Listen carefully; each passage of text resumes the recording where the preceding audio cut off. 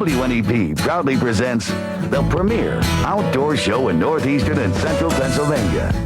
Pennsylvania Outdoor Life, your window to the great outdoors.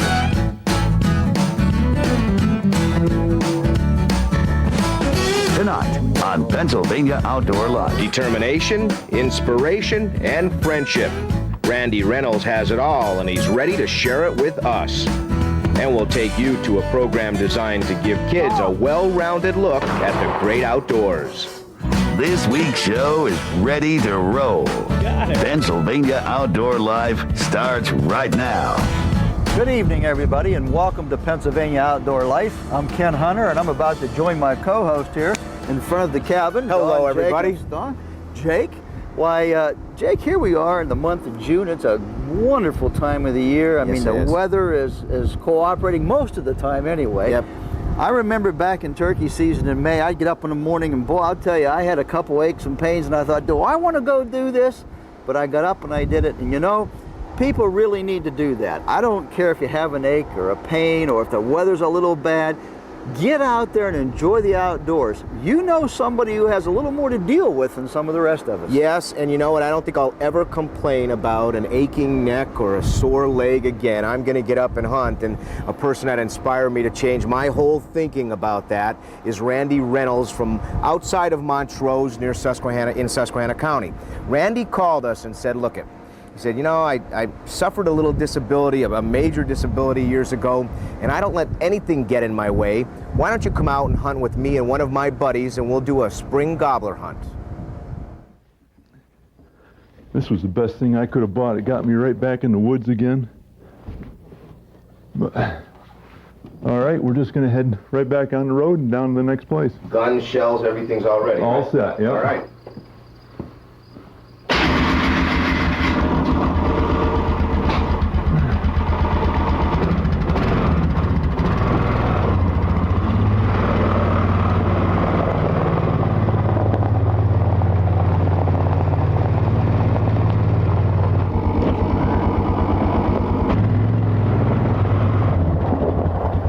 Once at the location to hunt, Randy changes his mode of transportation to a cart designed to haul deer out of the woods.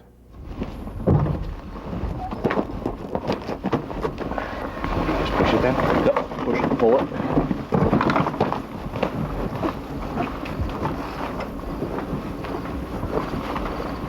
Go from right here? Yeah. All right, what can I do to help here? Oh, We got her all set. You got it? You got it all done? Okay. Okay.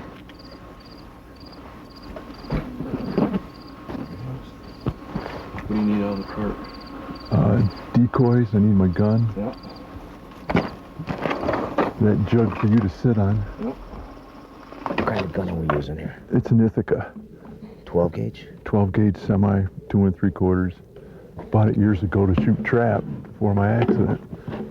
And Works out nice. You okay? it does. Got a nice long barrel, full choke. So it's gotten me 2 birds. Of course, I've only shot at 2. We'll try to keep your 100 going. Man. Yeah. 100%. All right, let's go, gentlemen. Yeah.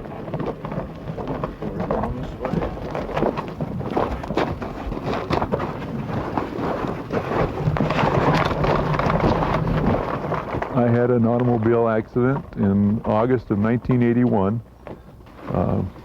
Guy came around the corner on the wrong side of the road, and I went into a tree, avoid him, and I hyperextended my neck and dislocated my 4th and 5th cervical vertebrae. It resulted in complete paralysis for about 2 months. And the first thing that came back I noticed was my trigger finger. I said, this is a good day. And it was. Couldn't have happened at a better time. Depression is a big part of any spinal cord or traumatic injury. And it just happened to be one day that I was going through a bad depression that finger moved. Once at the field, Randy sets up in a folding chair with shooting sticks, and Dan does the calling.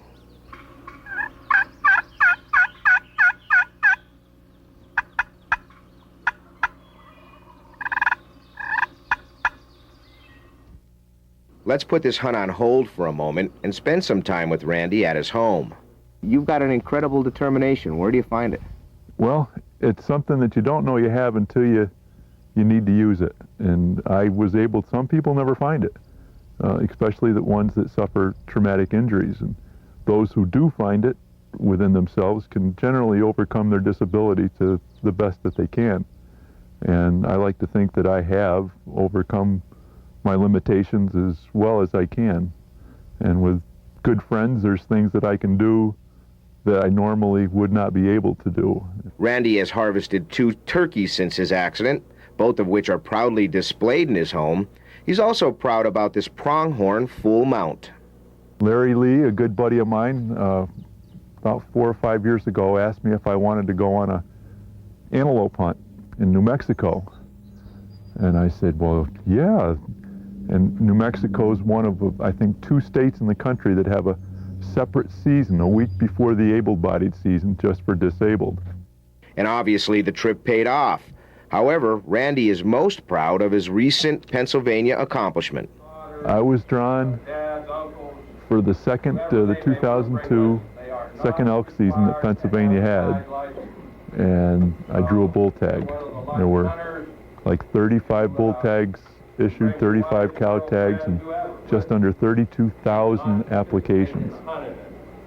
So I was a happy man when I got that phone call that I'd been drawn. And my next 2 phone calls were to my good friend Danny and Larry Lee to see if they would be my companions on that trip, and it was just an outstanding trip. For 1 shot black powder, right? 1 shot black powder, first time an inline was legal weapon in Pennsylvania, and it was the first bull elk taken with a muzzle loader in Pennsylvania.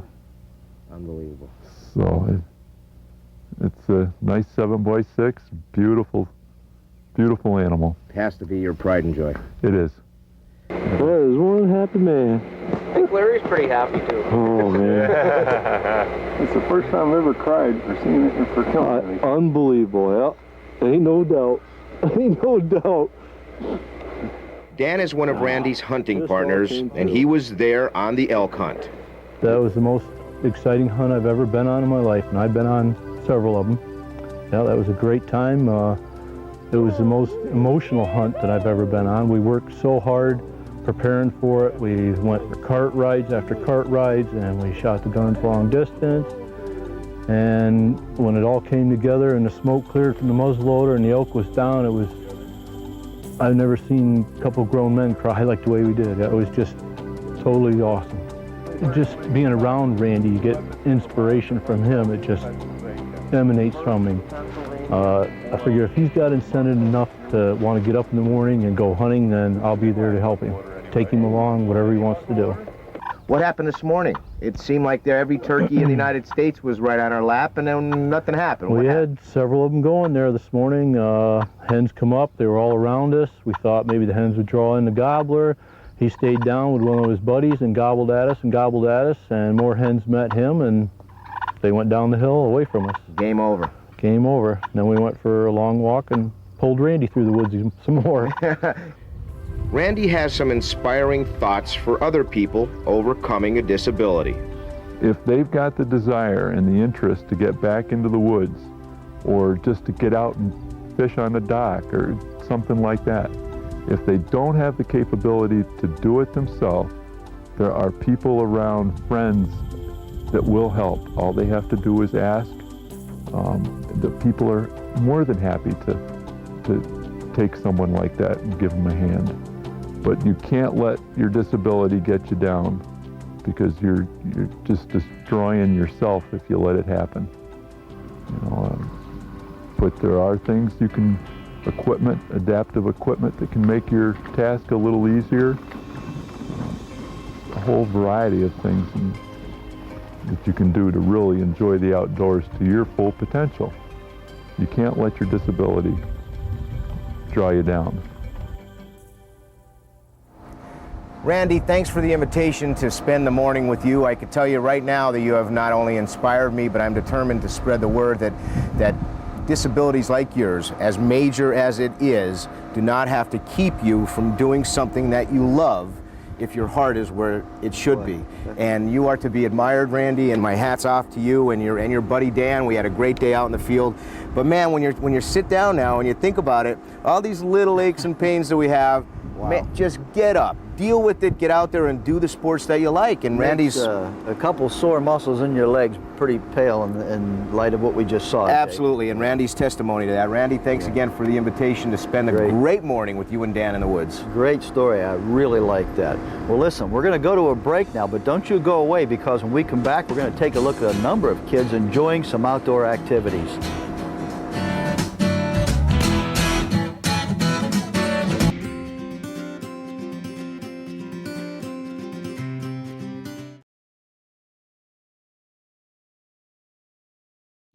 Welcome back to Pennsylvania Outdoor Life. You know, Randy is a member of an organization called the Wheeling Sportsman, which is part of the National Wild Turkey Federation. The National Wild Turkey Federation has a lot of programs, Jake, to work with people. They have a program for kids as well. And women and kids, right? Yeah, Well, everybody. And the kids, I mean, we get involved with the National Wild Turkey Federation Jake's Day whenever we can. The Red Rock chapter of the National Wild Turkey Federation invited us in and said, you know, we're down a couple of the instructors, can you help us out? And we said, you're darn tootin' we will, and this is what happened about a month ago. We are Wilkes-Barre Township Settlement Camp, Wilkes-Barre Township is very good to us every year. They give us the camp to use free of charge. We basically open the camp up at some point in April, hold the event, and have a great day out with the kids, and it's a beautiful setup. Can't ask for better. We have a little under 100 kids, aging from 4 years to 17, so it's a big age group difference. Jake's is juniors acquiring knowledge, ethics, and sportsmanship. It's basically an opportunity for kids 17 years and younger to have the opportunity to come out and enjoy the outdoors and have the opportunity to have the educational experience from the professionals that are, or even just the avid hunters or fishermen or outdoorsmen. The kids learned about many different aspects of the great outdoors. One of the 45-minute sessions included deer tracking. It looks like a pretty good hit. How come? Because we see a lot of blood here. See that? That's good. That's a good sign. Now what we got to figure out is where do we go from here? Don't forget, you're excited. You're pumped up. So you want to keep a good head. And you're not going to have 14 people with you. You're all by yourself, maybe. The participants didn't have to look too far to find Pennsylvania Outdoor Life field staff member Dale Butler. He taught them how to age a deer. It's all in the teeth. I have an actual aging plaque here, okay? This plaque goes from a 1.5-year-old deer to 8.5 years old. Okay, now obviously the older the deer is, normally the larger the rack, okay? We know from experience now that as a deer gets older, not just is it feed that makes him a big rack, but also it's age. And one of the most important factors in Pennsylvania is our deer just haven't got old enough. Okay. A 1.5-year-old deer, right in the very front here. This is why people are very confused. What happens is, many times they see these teeth are all worn down in the front here. See how they're all worn right off? Okay, right in the very front? Well, that's the milk teeth. They're the teeth that they lose. Club members and the Pennsylvania Game Commission treated the kids to a day of trap shooting. Ready? Yep. Pull. All right? You ready? Yep. Pull! Right behind you. Sarah. Okay. On the shoulder. Everything tight. You ready? Yep. Okay, I'll pull when you're ready. Pull! Good job! Way to go, first try. What'd I tell you? Good job. Thank you. You did that perfect. That was great. If the last shooter looked a little familiar, it's because it's my daughter, Kristen. We made a father-daughter day out of it.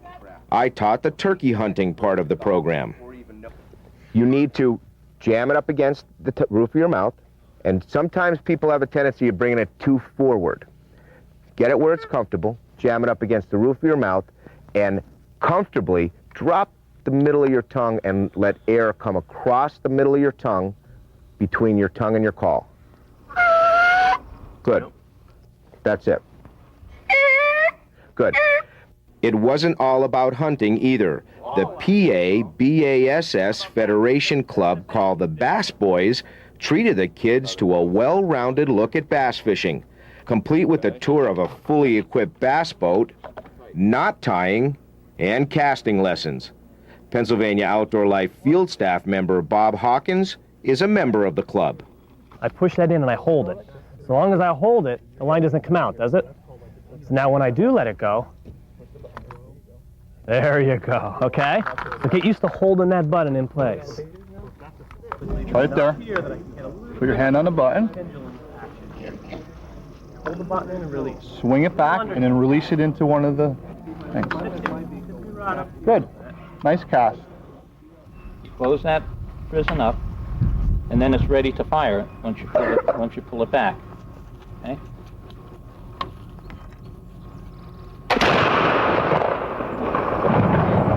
See? Goes off just like a regular shotgun. I'm hoping that each of the kids go home tonight and they're excited about the day that they spent in the outdoors. Because if they're excited about one day in the outdoors, they're going to remember that for tomorrow when, do I want to sit at home playing this video game and watching TV, or do I want to get outside and do something? I want them to find a love of the outdoors, because everyone here that's teaching definitely loves the outdoors, and they try to express that to the kids. All right, guys, smile nice. Do you like this Jake's event? Yeah! And the voice and the lady there that you were listening to was Chastity King. Our hats off to you for organizing that. But there's a lot of chapters of the National Wild Turkey Federation. The Red Rock chapter, a very good core group, active in planning things, but they're always doing events, and you could see those on our website. It's a great organization, yep. Jake. I'm a member. Are you a member? I'm a member, and I think they do more for wildlife, and not just turkeys, for wildlife, in than general. most any other organization. Absolutely. Great organization. Well, listen, if you want to get in touch with the National Wild Turkey Federation, here's how you do it. You can contact them at 1-800-THE-NWTF, or you can contact them on their website at nwtf.org. We're going to go to a break right now. We'll be back shortly.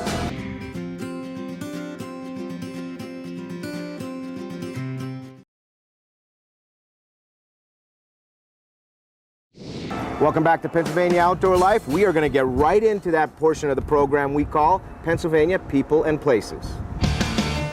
We opened this week's edition of Pennsylvania People and Places with Robert Livish Jr. of Trucksville and the 101-pound black bear that he harvested this past year. Robert was hunting during the opening day in Knoxon in Wyoming County. All right, and Harold Force of Bloomsburg is seen here with his opening day harvest. Harold shot this 9-point buck with a 19.5-inch spread. He managed to fill his freezer by shooting a doe on the very same day. Our next photo comes to us from Christy Duck of Lock Haven. Christy's husband is seen here with the 7-point piebald buck that he shot during the last year's archery season in Clinton County. The couple are getting a life-size mount of this rare find. Yes, that is nice. Here's another photo from the archery season. Andrew Swingle of Honesdale is seen here with a 6-point buck that he harvested on October 6th.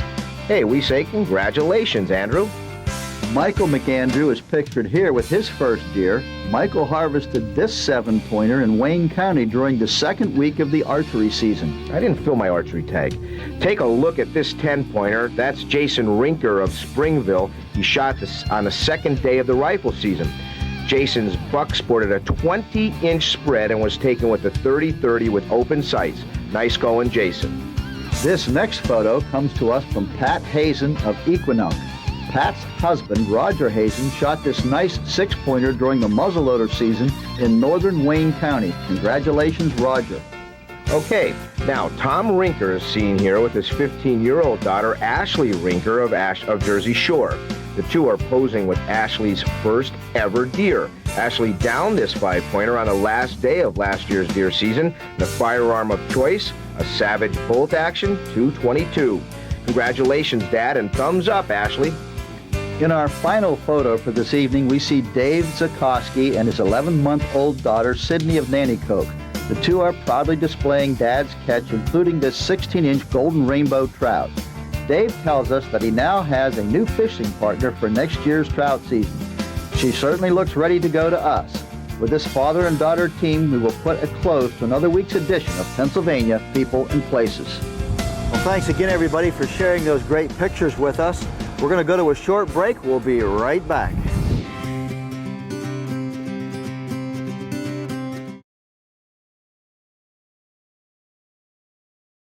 We have a great giveaway package here. These are bass jigs. These are special made, rubber skirted, also weedless. Right. Okay, great for the early season bass.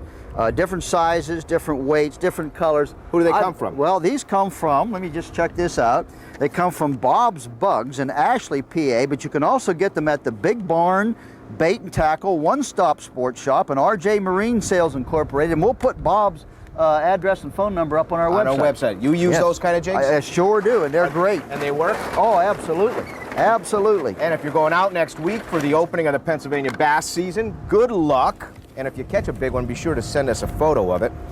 Over the next several weeks, we're going to be looking at everything from fish ponds to a Olympic hopeful next week. Wow. Marley Bogomel, we have a real good story on exactly what's going on with Marley. I hope it's not just a hopeful. I hope it happens. Me too. Well, our lucky winner is Danielle Spencer from Knoxon, PA. Congratulations, Daniel. And with that, enjoy the rest of your week, and please enjoy the rest of your week. From all of us here at WNEP's Pennsylvania Outdoor Life, we wish you the very best in the great outdoors. So long.